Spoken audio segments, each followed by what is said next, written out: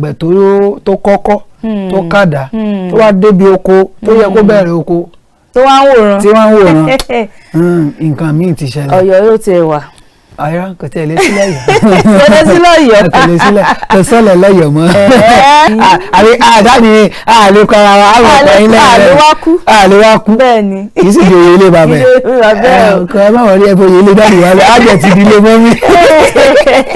Nínú ìròyìn bẹ́ǹchì kejì àṣẹ tíjọba pa wípé kò síṣẹ́ kò sí owó oṣù tí wọ́n pa fáwọn dókítà ohun kan wọ́n lómi inú o. Lójú ìròyìn Kaftan Post àkọsílẹ̀ sọ pé ìjọba ààrẹ Muhammadu Buhari ti ná owó tó lé ní tírílíọ̀nù 5 náírà lórí ètò ààbò láti ìgbà tó ti gorí àlééfà lọ́jọ́ 29 oṣù karùn-ún ọdún 2015.